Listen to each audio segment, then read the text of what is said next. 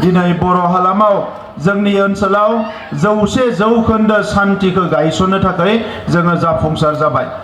नैबे समाव ना सोरबा हराव बेरायनो गियो ना सोरबा सानाव बेरायनो गियो। नैबे समाव ना सोरबा आर्मी पुलिस नुदों लामायाव ना सोरबा दुथां मानसिफोरखौ नुदों ना सोरबा सिलाय लानाय नुदों ना लावथि लानाय नुदों। जोबोद मोनसे मोजां मोनसे थासारि फैबाय।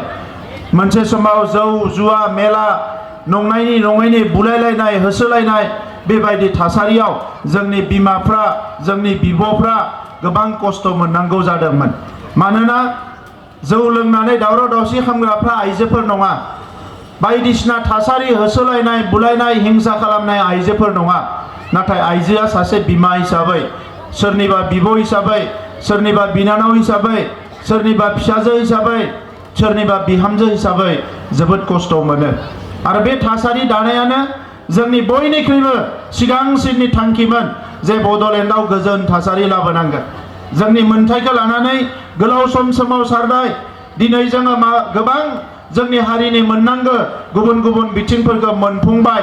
एफा एनै आद्रा दङ, बेखौबो जोङो लासै लासैनो मोनफुंनो हागोन। नाथाय बिनि थाखाय सबसे गोनांसिना जाबाय गोजोन थासारि आरो खौसेथि। दा बे गोजोन थासारि आरो खौसेथिखौ दिनै क'क्राझारावल' नङा, बेखौ दिनै चिराङाव, बेखौ बाक्सायाव, तामुलपुराव आरो उदालगुरियाव गासैबो जिल्लायावनो गोजोन थासारि आरो हारिनि गेजेराव खौसेथिखौ दिनै लाबोफिननो हाबाय। दा नंखायनो नैबे समाव जोङो नोंथांमोनजों सावरायनो फैदों। दिनै गोजोन थासारि फैनाय लोगो लोगोनो 30-40 बोसोर जोंनि लेखा फरायनाया थाद'दोंमोन। जोंनि आबाद मावनाया गोसो होनानै आबाद मावनो हायाखैमोन। रांखान्थिखौ जोङो मोजाङै जौगाहोनो हायाखैमोन। जोंनि हारिमुनि बिथिंखौ जोङो नांगौ बायदियै जौगाहोनो हायाखैमोन। बे मोनफ्रोमबो बिथिंखौ जौगाहोनो थाखाय नैबे समाव जोङो जानजि खाफ्रानो हानायनि मोनसे थासारि फैदों। दा ओंखायनो जोंनि सरकारनि फारसेनिफ्राय जोङो बाथौ थानसालि ब्रह्म मन्दिरनिफ्राय लानानै दिनै जोंहा बेवहाय अनुकुलनिफ्राय लानानै जेसेबां दङ गुबुन धोरोमारिफोरनि थाखायबो थानसालिफोरखौ लुनो थाखाय जों अनसुंथाइ होदों। जोंनि आइजोफ्रा आबाद मावनायाव जोबोद खस्थ' खालामो, माइ गायो, खोथिया फुयो, बायदिसिना दाउ अमा फिसियो। नाथाय बेजों लोगोसे दायो गोदानै सेल्फ हेल्प ग्रुप बायदिसिना क'अपारेटिभ ससाइटि बानायनानै जोङो बायदिसिना खामानि मावनानै रां खामायनो हायो। जों सरकाराव फैनायनि सिगाङाव खोथा होदोंमोन जे जों सरकाराव फैयोबा गोबां जोंनि सेल्फ हेल्प ग्रुपफोरखौ जोङो राङारि अनसुंथाइ होगोन, जोङो मदद होगोन होननानै। दा दिनैनि समाव जोङो नोंथांमोननो बुंनो मोननानै गोजोननाय मोनदों जे 10,000निख्रुइ बांसिन सेल्फ हेल्प ग्रुपनो जों अलरेडि जोङो 25,000 करि रां होनाय जाबाय। आरोबाव 10,000 सेल्फ हेल्प ग्रुपनो जोङो थाबैनो खम समनि गेजेरावनो माखासे टेन्ट हाउसनि बायदिसिना चेयार टेबोल माबा माबि होनो थाखाय सरकारा थांखि लादों। जाहाथे गामियाव फुजाफोर जायोबा, गामियाव मायबाफोर खुंनांगौ जायोबा टेन्ट हाउसाव फैसा होआजासे टेन्ट हाउसनि जिनिसफोरखौ मोननो हायो। बिनि थाखाय माखासे बेबस्थाखौ लानाय जादों। दा नैबे समाव आं बुंनो सानदों जे 17 बोसोर आगोलनि सरकारनि समाव 659 माने 659ल' न' बानायनो हादोंमोन पिएमवाइनि न'। आरो दिनै 4.5 बोसोर जोंनि सरकारनि समाव 6,659 जोङो आइवानि न' बानायनो हादों। दिनै रोजा रोजा न' जाबाय। 17 बोसोराव मात्र 659ल' जादोंमोन। नाथाय दिनै 4.5 बोसोराव 6,659 दिनै जोङो गरिब मानसिफोरनि न' लुनो हादों। MGNरेगानि दारै 1,115 न'खरनो IBS स्किम होनो हादों। जोङो माखासे लामाफोर 828 लामाफ्राव सेन्ड ग्रेभेल बायदिसिना होनो हादों। आरो कमिउनिटि माखासे स्किमफोर 1,481 बबेयावबा बायदिसिना अंगनबादि न' लुनो थाखाय, क्लाब न' लुनो थाखाय बायदिसिना स्किमफोरखौ होनो हादों। दा ओंखायनो नैबे समाव जोङो नोजोर होदों जे गामि ओनसोलाव रायजो जानाया जोबोद मोजां। नाथाय बेवहाय माखासे सुबिदा थानांगोन। बेवहाय लामा थानांगोन, बेवहाय कालभारफ्रा थिग थानांगोन, फरायसालिया मोजां थानांगोन। बे गासैबो मोजाङै थाजोबब्ला गामियाव रायजो जानायानो बयनिख्रुइबो मोजांसिन। दा बेखौनो नोजोर होनानै जोङो नैबे समाव गासैबो सोलोंथाइ फसंथानफोरखौ जोङो मोजां खालामनो लादों। BPFनि बै समाव 17 बोसोराव बिथांमोना गासै 1,000 फरायसालिखौ मोजां खालामनो हायाखैमोन। दिनै जोङो 4,5 बोसोराव 1,800 फरायसालिफोरखौ जोङो मोजां बानायनो हाबाय। 200निख्रुइ बांसिन फरायसालिफोरखौ गोदानै लुनो हाबाय।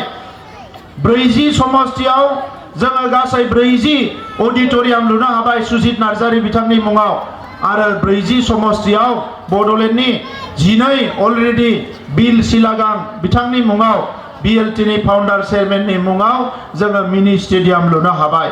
दा मानगोनां रायजोफोर दिनै बनरगाव ओनसोलाव जोंनि सरकार फैनायनि उनाव मा मावखो होननानै बुङोब्ला आं नोंथांमोननो फोरमायनो सानदों। दिनै जोङो जि चन्द्रपारा होननाय मोनसे जायगा दङ बेवहाय मोनसे अपेन स्टेज लुगासिनो दङ। बेजों लोगोसे जोङो बनरगावआव 2.5 कोटि थाखा 2.5 कोटि थाखा होनानै मोनसे मिनि स्टेडियाम लुनो थांगासिनो दङ। थाबैनो बनरगावआव गोबां गेलेग्रा दङ। जोंहा अपर्णा नार्जारी जोंनि बिनि सासे बिनानावा इन्डियान वमेन फुटबलाव केप्टेन जाहैलायबाय। दा बिनिखायनो बिथांनि मुङावनो जोङो बेवहाय मोनसे मिनि स्टेडियाम मोनसे लुनो थांगासिनो दङ 2.5 कोटिनि। पाटगावनि जि पाटगाव मार्केटआव ड्रेन नांगौ। अखा हायोबा मानसिफ्रा जोबोद खस्थ' जायो। दा बेवहाय जोङो ड्रेन लुनो थांगासिनो दङ। सूत्रधर जनगोष्ठी আছে আমার। सूत्रधर जनगोष्ठीर कारणे 1 कोटि टकार এটা কালচারেল কমপ্লেক্স আমি বনাবলৈ গৈ আছো सूत्रधरर कारणे। बनरगाव मार्केटआवबो अलरेडि 50 लाख होनाय जाबाय जाहाथे बनरगाव मार्केटखौ जोङो मोजाङै लुनानै होनो हायो। बेजों लोगोसे बे आफलागावआव मोनसे मिनि PhD आगोलाव लुनानै दोनदोंमोन। बेवहाय डाक्टारबो फैयाखै नार्सबो फैयाखै। दा बे मिनि PhDखौ थाबैनो फाहामफिननानै बेवहाय जोङो डाक्टार नार्स लाबोनायनि थाखाय थांखि लानाय जादों। बनरगाव हाई स्कुलावबो जोङो राङारि माखासे मददखौ हरनाय जाबाय। बेजों लोगोसे जोङो जि UN एकाडेमी स्कुलनिफ्राय चन्द्रपारायाव थांनाय लामाखौबो जोङो बानायनो थांगासिनो दङ। मासुवा घाटर दलंখন লৈ পেলাই মোক বহুত মানুহে কৈ আছে মাছুৱা ঘাটৰ দলংটো বহুত ডাঙৰ তথাপিতো আমি পিছই থাকা নাই। ইতিমধ্যে এই ফাইনেন্সিয়েল ইয়াৰত এই বিত্ত বৰ্ষতে আমি মাছুৱা ঘাটৰ দলংটো নিৰ্মাণ কৰাৰ কাৰণে সিদ্ধান্ত লোৱা হৈছে যাহাতে আমাৰ এই অঞ্চলৰ ৰাইজৰ যেটো কষ্ট হিটো আমি চিৰদিনৰ কাৰণে এই কষ্টৰ পৰা আমি উদ্ধাৰ কৰিব পৰা যায়। ইতিমধ্যে বহুতখিনি আঁচনি আমাৰ এই অঞ্চলৰ কাৰণে লোৱা হৈছে। বিনোদ ব্ৰহ্মণি जोङो मोनसे मुसुखा बनरगावआव लुनो थांगासिनो दङ। बीर सिलागांनि बिथांनि जि ट्रास्ट दाख्लैबावै जोङो बेवहाय बिथांनि थैनाय सान फालिदों आरो এই खालिनो आं फोसावदों जे बिथांनि मुङावबो जोङो माखासे आरोबाव हाबाफारिफोरखौ आखायाव लादों। दिनै बर' माहारि जौगानायनि बाथ्राखौ लानानै माहारिबादखौ लानानै जिहेतु जों बेवहाय जिरायनाय साफ्रोमबो रोंगोरा नार्जारी लरेन्स इस्लारि रेवरेवा नार्जारी जोंहा जायखौ फेरेंगा होनो रन्जित बसुमतारी बे ओरै दङ कबिरन्जन जोंहा ब्रह्म जेसेबां बेवहाय दैदेनगिरि दङ सन्दी बसुमतारी रबिराम उजिर जों बयबो सोमावसारनायनिफ्राय फैनाय जों बयबो हारिनि थाखाय जुजिनानै फैनाय दिनैनि समाव हारि जौगाहोनांगौआनो जोंनि बिबान। बिनिखायनो 1952 मायथाइनिफ्राय दिल्लीयाव जायफोर मोसाहैदोंमोन बिथांमोनखौ जों बरायदों। जोंहा अस्ताद कामिनी कुमार नार्जारी बिथांनि मुङाव मुसुखा जोङो बेखेवबाय। जोंनि नीलेश्वर ब्रह्म बिथांनि मुङाव जोङो मुसुखा बेखेवबाय। आरोबाव चिराङाव अस्ताद कामिनी कुमार नार्जारीनि मुङाव गवालपारायावबो अस्ताद कामिनी कुमार नार्जारीनि मुङाव मुसुखा आरो माखासे सेन्टार जों गायसननो थांगासिनो दङ। बर' हारिनि गेदेमा जेसेबां दङ गासैनिबो मुसुखा गायसननाय बिथांमोननि जिउ खौरां लिरनायनि हाबाफारिफोरखौ जोङो लादों। दिनै नोंथांमोना नुदों बड'फा जाय बड'फानि थाखाय दिनै जोंनो बर' हारिया बुहुमाव गोथां हारि महरै गसंथानो हादों। बे बड'फानि जि मुसुखा दिल्लीयाव गायसननायजों लोगोसे बिथांनि थाखाय मोनसे दिल्लीयाव हादोरनि राजधानियाव जोङो लामाबो मोननो हादों। हारिनि बाथ्राखौ जोङो 1% बो कमप्रमाइज खालामाखै। जोंनि गोबां सुबुङा हा हु गैजायैनि थाखाय खस्थ' मोनदोंमोन। बे जायगाफ्राव दिनै जोङो रोजा रोजा सुबुंनो हा होनो हादों। हानि जेंनाफोरखौ फोजोबनो हादों। गोरिब गुन्द्रा नखरनि फरायनाय डिग्री MA BA पास खालामनाय फरायसाफ्रा आगोलनि सरकाराव समाव साख्रि लानो हायाखैमोन। फिसा फिसा साख्रिबाबो लाख लाख घुस होनांगौ जादोंमोन। नैबे समाव जोङो 9,000निख्रुइ बांसिन साख्रि होबाय नाथाय रावबो आथाना फैसाबो घुस होनो गोनां जायाखै। मानोना बिसोरो जोंनिनो बिदा फंबाय जोंनिनो गावनिनो माने असे मानसिफोर बिथांमोनखौ साख्रि होनांगौआ जोंनि बिबान जायफ्रा दिनै IAS IPS डक्टर इन्जिनियार जानो सानदों गोदोनिफ्रायनो दैदेनगिरिफ्रा बर' हारियाव सुबुं धोन दानायनि बाथ्रा सानबोदों नाथाय मावबोनो हायाखै जोंनि सरकारा बोसोरफ्रामबो 50 फरायसाखौ डाक्टार बानायनो थाखाय 50 फरायसाखौ इन्जिनियार बानायनो थाखाय 50 फरायसाखौ IAS IPS बानायनो थाखाय आरो 50 फरायसाफोरखौ जोङो ACS APS बानायनो थाखाय फ्रि कोचिं होगासिनो दङ बिथांमोना दिनै थांनानै कोचिं लानानै गोबां फरायसाफ्रा दिनै मेडिकेल कलेजाव एडमिशन मोनबाय इन्जिनियारिं कलेजाव एडमिशन मोनबाय ACS पास जानो हाबाय आरो लासै लासैनो दायो जोंनि फरायनायनि थासारिया मोजांनिफ्राय मोजां जालांगासिनो दङ बर' सावथुन नोंथांमोना बयबो मिथिगौ आलायारन गोबां बोसोर आलायारना बम्बेयाव दोननानै लाबोनो हायाखैमोन जोङो फैसा खरस खालामनानै आलायारन सिनेमाखौ लाफिनबाय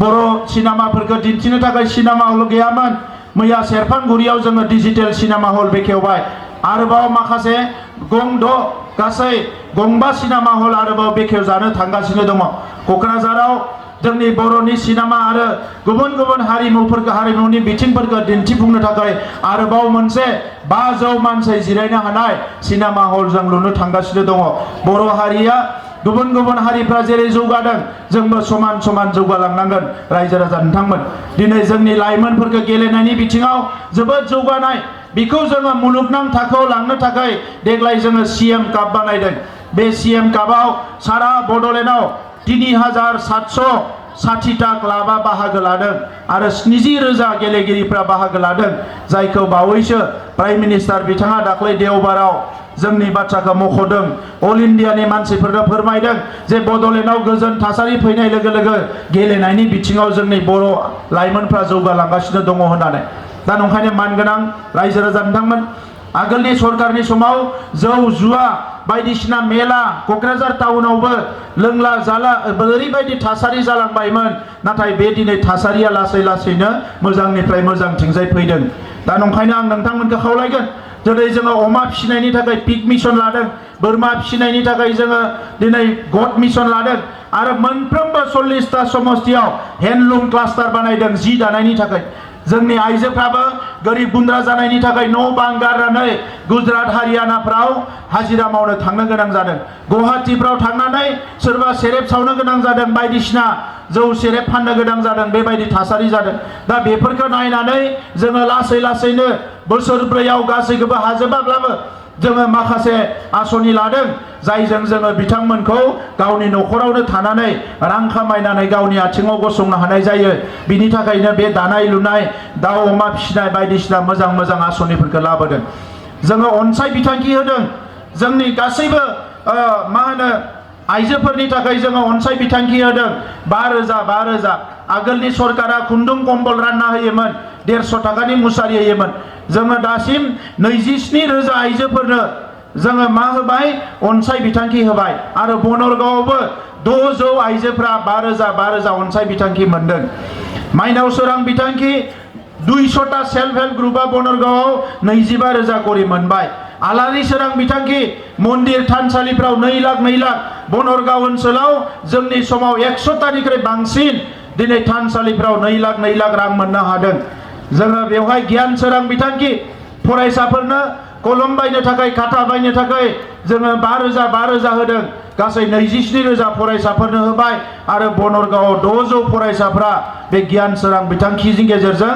जोंनिफ्राय रां मोननो हादों 200 जनसो जोंनि बेराम जानाय मानसिफ्राबो अनसुंथाइ मोनदों बे गासैबो जोंनि माहारिखौ जौगाहोनो थाखाय थांखि लानाय आरो बेजोंनो दिनै जोङो जोंनि खामानिखौ मावलांगासिनो दङ दा नंखायनो मानगोनां रायजो राजा नोंथांमोन थांनाय बिसायख'थियाव बेवहाय जोंनि बिजाथिया देरहायाखै नाथाय थेवबो बनरगाव ओनसोलनि खामानि मावनाया मालाबाबो थाद'आखै जोंनि बिसायख'थियाव जोंनि बिजाथिया देरहानायमोनब्ला आरोबाव डाबल स्पिडआव खामानि मावनो हागौमोन दिनै बनरगाव ओनसोलाव नङाबाबो 60 किल'मिटारसो लामा जाबाय गोबां लामा मावनांगौ दंबावो दा बे लामाफोरखौ फैगौ 3 बोसोरनि गेजेराव मावफुंजोबनो थाखाय थांखि लानाय जादों दा नंखायनो आं नोंथांमोनखौ बयखौबो खावलायदों बे मोजां थासारिया अराय सम थानांगोन हारिनि मोनथाय हारिनि थामोनथाखौ लानानै जुजिदोंमोन हारिखौ गेरेमसा हारि महरै दानो थांनाय समाव जाय दैदेनगिरिफोर बिथांमोना बे खामानिफोरखौ मावनो हायाखिसै दिनै जोङो नैबे समाव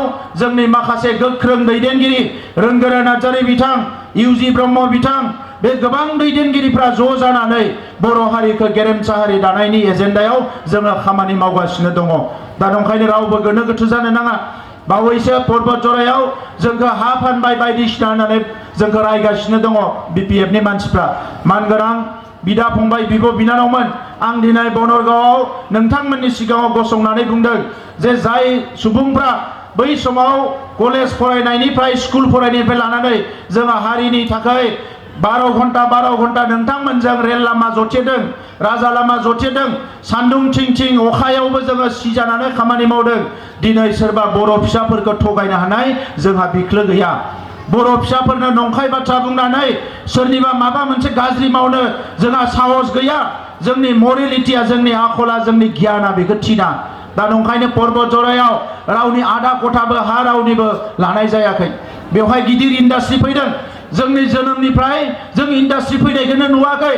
जोंनि बिदा फंबायफोर मेट्रिक हायार सेकेन्डारि पास जानाय, फेल जानाय माखासेया थांनानै केरेला गवाफ्राव माखासे सिकिउरिटि गार्ड जानानै दङ। दा बिथांमोना जुदि गाबोन पर्बत जरायाव इन्डास्ट्रि जानाय मोनब्ला 10,000निफ्राय 18,000 मानसिया मावनानै मोनजागौमोन। आरो बिसोरो न' खाथियावनो थानानै 40, 50, 60,000 बेथन लानानै न' खाथियावनो मावनानै मोनजागौमोन। जों बिनि थाखायसो बे इन्डास्ट्रिखौ बरायदों। आरो बेवहाय रावनिबो हा एक खथाबो हा हाबाखै। जिथिंजाय गामि दङ जोंहा, बे गामिथिं खननै खनथाम मेपखौनो सोलायनानै 150-200 बिगा हाखौ एक्सट्रा दोननानैसो बेखौ प्रप'जेल होनाय जादों। आरो बिथांमोनजोंनो रायलायनानै गामिनि मानसिफोरजोंनो खननै खनथाम रायलायनानैसो बे थांखिखौ लानाय जादोंमोन। जोङो स्पष्ट बुङो, राजखान्थिया हारिनि थाखाय हारिनिख्रुइ मालाबाबो देरसिन नङा। सासे मानसिनि जिउआबो जोबोद गोनां। मानोना बे 50 बोसोरनि सोमावसारनायाव प्राय 5,000 जोंनि रायजो राजाफ्रा, जोंनि आगोमा फिसाफ्रा जिउ होनांबाय। गोबां आइजोफ्रा भिक्टिम जाबाय। दा बेबायदि हारिनिफ्राय फैनानै दिनै जोंखौ नंखाय बांखाय दाय जाबसिनदों। এইবাৰ অৰুণোদয় কোনো চেয়ারম্যান কোনো এজন ব্যক্তিয়ে সিলেকশন কৰিব নোৱাৰিব। গাঁও সভা পাতি অৰুণোদয় সিলেকশন হ'ব। 100% গাঁও সভা পাতি অৰুণোদয়। আৰু ইয়াত সবে অৰুণোদয় পাব। অৰুণোদয়টো যি মাহত 4,1200 টকা আমাৰ গাঁৱৰ মানুহৰ কাৰণে যথেষ্ট সহায় হয়। এই অৰুণোদয় যাহাতে সবে পায়, এই কাৰণে গাঁও সভাত সবে আহিব। আৰু কোনোবা যদি গাঁও সভাত ৰৈও গৈছে, আমাৰ বুথ কমিটি বিলাকৰ মেম্বাৰ বিলাককো দায়িত্ব দিয়া আছে। তেখেতসকলৰ হাতত আপোনালোকে নামটো দি দিব। তেখেতসকলে নোডেল অফিচাৰক দিব। নোডেল অফিচাৰৰ পৰা আহি পেলাই ভিডিঅ' হৈ পেলাই ডিচি অফিচলৈকে আহিব। গতিকে কোনো এজন অৰুণোদয়ৰ পৰা বাদ পৰিব নালাগে। এই হিতাধিকাৰী মিটিংটো কিয় মাতিছো, মই অনুৰোধ কৰিব বিচাৰিছো আপোনালোকক। আমাৰ প্ৰধানমন্ত্ৰী নৰেন্দ্ৰ মোদী ডাঙৰীয়াই ভাৰতবৰ্ষখন বিকশিত ভাৰত কৰিব বিচাৰিছে। বিকশিত ভাৰত, যৌগাচাৰ ভাৰত, বিকশিত ভাৰত হ'ব লাগিলে প্ৰধানমন্ত্ৰী ডাঙৰীয়াই যিমান স্কিম দিছে, আমাৰ খেতিয়কৰ কাৰণে দিছে, আমাৰ দুখীয়া মানুহৰ কাৰণে দিছে, মহিলাৰ কাৰণে দিছে, এই প্ৰত্যেকটো স্কিমটো 100% ইমপ্লিমেণ্ট হ'ব লাগিব। এইটোকে আমি বিচাৰিছোঁ। আমাৰ মুখ্যমন্ত্ৰী ডক্টৰ হিমন্ত বিশ্ব শৰ্মা ডাঙৰীয়ায়ো আমাৰ অসম চৰকাৰো, কেন্দ্ৰীয়ত আমাৰ চৰকাৰ, ৰাজ্যৰ চৰকাৰ, অসম চৰকাৰেও বহুত ভাল ভাল আঁচনি দিছে। এই আঁচনিখিনি আপোনাৰ ওচৰত যাব লাগিব। যদি আঁচনিখিনি গৈছে, আপুনি ভালকৈ কাম কৰিব লাগিব। আপোনাক PMIৰ ঘৰ দিছে, PMI নহ'লে কোনোবা কি কৰিছে, ঘৰৰ পইচাটো ওলাই পেলাই খৰচ কৰি দিছে। আপুনি বৰষুণ পৰে, কিবা পৰে, ঘৰ বনাব নোৱাৰে, গৰীব মানুহ, প্ৰধানমন্ত্ৰীৰ পৰা ঘৰ এখন আহিছে, এই ঘৰৰ পইচাটো বেলেগত খৰচ কৰিব নালাগে। এটা ঘৰ হ'লে 20-25 বছৰ ভালকৈ চলিব পাৰে। आयुवानि न' गंसे मोनदों। गरिब मानसि बोसोरे बोसोरे न' बानायनांगौबा जोबोद खस्थ' जायो। दा नंखायनो बे आयुवानि न'नि फैसाखौ ओरैनो खरसा खालामनो नाङा। बेखौ न'खौ बानायनानै ला, 20-25 बोसोर जोबोद मोजाङैनो सोलिनो हायो। এই কারণে আরো বহুত ঘর দিয়ার কারণে ঠিক করা হয়েছে। গোবাং ন' হবগोन জিআই টেকিং मा होनो इखो जिअ टेकिं खालामगासिनो दङ। आरो जिअ टेकिं चलि আছে, বহুত ঘর পাব। কিন্তু ঘৰৰ পইচাটো বেলেগত খৰচ নকৰিব, ঘৰটো ভালকে বনাওক। সেকেন্ড, টয়লেট দিয়া হৈছে SBMৰ, স্বচ্ছ ভাৰত মিছনৰ টয়লেট দিছে, টয়লেট হদং বইনोबो। এই টয়লেটটো আপুনি ভালকে বনাই ল'ব লাগিব। এতিয়া এই টয়লেট নহলে কি হয়, মহিলাবিলাকৰ বেমাৰ হয়, আইজোফोरा बेराम जायो मोजां टयलेट गैयाबा। दा नंखायनो এই টয়লেটৰ পইচাটো বেলেগত খৰচ কৰিব নালাগে টয়লেটनि फैसाखौ गुबुनाव खरसा खालामनाङा बिखौ मोजाङैनो जाहाथे खरसा खालामो बिखौसो जों नागिरदों এতিয়া আমি যিমান জনগোষ্ঠী আছে 26টা জনগোষ্ঠীৰ মহিলাবিলাকৰ কাৰণে আইজোफोरखौ जौगाहोनो थाखाय जोङो माखासे एक्सपार्ट महिला एक्सपार्ट आइजोफोरखौ सायख'दों 25 सा आइजोफोरखौ सायख'दों बिथांमोनखौ फैगौ 6 दाननि थाखाय जोङो बिथांमोनखौ मा होनो सरकारा लानानै गामि गामि थांनानै जोङो बायदिसिना जेंनाफोरखौ नायनो थाखाय थिनहरनो सानदों আমি গাঁৱে গাঁৱে পঠাই বিভিন্ন কাম কৰিবলৈ তেখেতসকলক দায়িত্ব দিব বিচাৰিছো সব জনগোষ্ঠীৰে মহিলা লৈছো মাইনৰিটি লৈছো বঙালী লৈছো গোৰখাৰ লৈছো আদিবাসীৰ লৈছো বড়োৰ লৈছো সব জনগোষ্ঠীৰে আমি মহিলাসকলক লৈছো আৰু ইহঁতে গাঁৱত যায় কি সমস্যা আছে এই সমস্যাৰ কথাবিলাক পাতিব গতিকে আজিৰ সময়ত বড়োলেণ্ড চৰকাৰখনে পিছই থকা নাই আপোনালোকৰ খেতিয়কসকলৰ কাৰণে যি কৰিব লাগে দুখীয়া মানুহৰ কাৰণে কি কৰিব লাগে আৰু আমি এটা ডাঙৰ আঁচনি এটা লৈছো যি মহিলাসকলে ঘৰ এৰি বাহিৰত আছে এই সকলে যদি ৰিটাৰ্ণ আহে তেখেতসকলক আমি চৰকাৰী সাহায্য দিম কিবা কাম কৰাৰ কাৰণে লাখপতি বাইদেউ আপোনালোকে শুনিছে লাখপতি আবখণ্ডামৰা खोनादों 10,000 আবমনখো 10,000 বাইদেউসকলক এইবাৰ আমি টাৰ্গেট লৈছো 4,000 বাইদেউসকলৰ 4,000 আবমনি ইতিমধ্যে ঘৰ বনোৱা হৈ গল অমা ফিনাই দাও ফিনাই बे गासिबो न'आ बानायनाय जाबाय 4,000 नि এই বছর টার্গেট 10,000 কিন্তু আমার 5 বছরের টার্গেট 1,33,000 5 বছরাव 1,33,000 जोंनि आबमोनखौ लाखपति बानायनो थाखाय केन्द्रीय सरकार राज्य सरकार आरो काउन्सिल सरकाराबो बे स्किमाव जों रां होदेरदों जाहाथे ट्रेनिं होनानै बायदिसिना होनानै खामानिखौ मावनो हायो दा नंखायनो नैबे समा जोबोद गोनांथार सम এই সময়টো বহুত ভাল সময় ইয়াত কিছুমান দলৰ মানুহ আহি উল্টা পুল্টা কথা ক'ব ইলেকশ্যন আহিছে আমাক মাৰামাৰি কৰাব এই এটা সময়ত তেনেকা হিংসাৰ এটা পৰিৱেশ গ'ল 30-40 বছৰ এটা হিংসাৰ পৰিৱেশ গ'ল আমাক আৰু হিংসা নালাগে ইয়াত বহুত জুই জ্বলি গ'ল আমাক আৰু জুই জ্বলিব নালাগে ইয়াত বহুত টেষ্ট দিলে মানুহবিলাকে টেষ্ট দিব নালাগে ইয়াত বহুত ভয়কে জীৱন কাটাব লগা হ'ল এটা সময়ত মাইনৰিটি মানুহ বড় গাঁৱত আহিব ভয় কৰে বড় মানুহ বেলেগ গাঁৱত যাবলৈ ভয় কৰে আদিবাসী মানুহ আহিবলৈ ভয় কৰে গোৰখা মানুহ আহিবলৈ ভয় কৰে নেপালী সকল আজি সেই পৰিৱেশ নাই এই পৰিৱেশ নাই গতিকে এই আজিৰ যেটো ভাল পৰিৱেশ হিটো অহা 50 বছৰৰ কাৰণে 100 বছৰৰ কাৰণে ৰাখিব লাগিব তেতিয়া আমি উন্নয়নৰ ফালে আগবাঢ়ি যাব পাৰিম অবলাসে जों জৌগালাংনা হাগন সকলোকে ধন্যবাদ জনাইছো বৈনিसिमबो সাবায়খৰ বাউবাই আহি থকা সময়ত সকলো যাহাতে শান্তি সম্প্ৰীতি ভালকে থাকিব পাৰে আমাৰ বড়োলেণ্ডৰ এতিয়া বাথৌ পূজাयाबो मोजां जायो ब्रह्म आहुतियाबो मोजां जायो दुर्गा पूजाও ভালকে হয় লক্ষ্মী পূজাও ভালকে হয় বৈশাখও ভালকে হয় বিহুও ভালকে হয় ঈদও ভালকে হয় খ্ৰীষ্টমাসও ভালকে চলে এই পৰিৱেশ ঘূৰি আহিল আমি গোৰখা সকলৰ ৰাম কথাও দেখিছো ভগৱত পাঠ কৰাও দেখিছো প্ৰত্যেকটো এটা ইমান সুন্দৰ পৰিৱেশ আহি গল এই পৰিৱেশটো আমি সদায় ৰাখিব লাগিব আৰু ইয়াত আপোনালোকৰ দায়িত্ব আছে আমাৰো দায়িত্ব আছে